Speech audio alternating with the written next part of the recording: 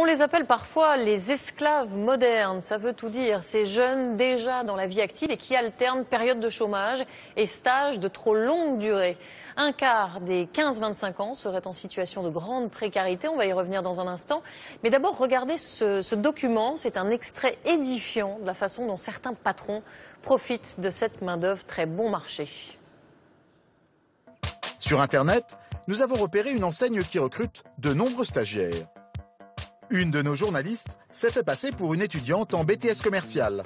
Elle a postulé pour un stage de 3 mois. La seule chose qui intéresse la responsable du magasin, c'est qu'elle accepte de renoncer à son indemnité de stage. Pour moi, dès que vous avez la convention non rémunérée, je vous prends. N'importe quel jour, je vous prends. Une telle convention de stage est illégale. Au-delà de 2 mois, l'indemnité est obligatoire.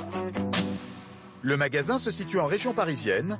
Nous sommes hors période des soldes, mais nous allons très vite constater qu'il emploie déjà de très nombreux stagiaires.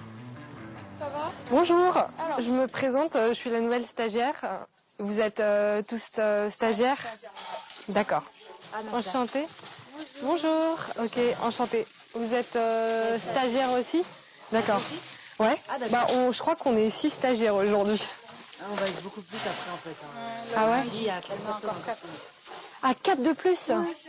Ah oui, en fait il y a plus de stagiaires que d'employés. Voilà. On est là Bon. Je sais pas.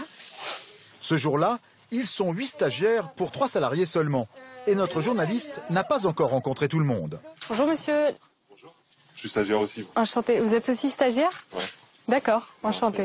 Non, c'est pas stagiaire, c'est le patron. C'est le patron? D'accord, ok. L'homme possède 2 magasins à cette enseigne. Il ne se cache pas de profiter de cette main-d'œuvre gratuite.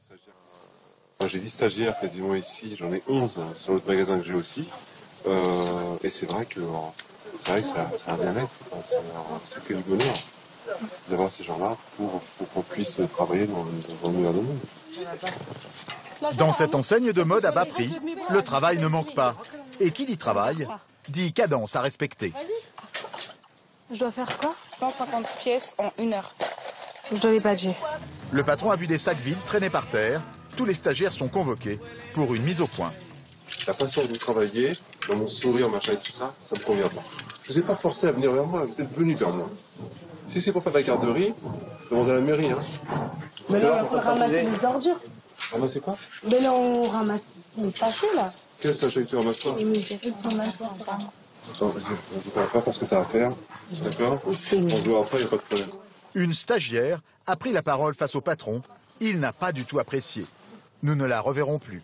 8 stagiaires pour seulement 3 salariés. La boutique pourrait-elle tourner sans l'aide gratuite de ces jeunes recrues? Sommes-nous dans un cas de figure habituel? Nous tentons d'obtenir des réponses auprès de la responsable du magasin. Pourquoi vous prenez pas d'employés en fait plutôt que des stagiaires? Il y a plein de gens au pôle emploi. Comment ça se fait qu'ils embauchent pas quoi? Ça vous fait rire? Bonne question. Ouais. Bonne question, mademoiselle. Bouge ta fesse, je te finis, ça fait tout à faire. Un éclat de rire en guise de réponse.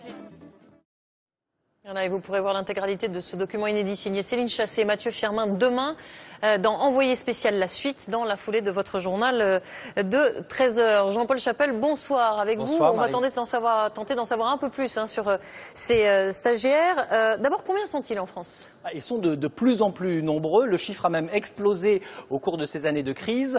800 000 en 2006. 1,2 million aujourd'hui. Alors on l'a vu dans l'extrait de ce reportage, ces stagiaires occupent le poste de salariés, d'employés plus expérimentés. Est-ce légal? C'est complètement illégal. Un stagiaire ne peut pas servir à remplacer un salarié. Qui dit stage dit convention de stage entre le stagiaire, l'entreprise et l'établissement, l'école ou l'université. Il s'inscrit forcément dans un cursus pédagogique avec le fameux rapport de stage.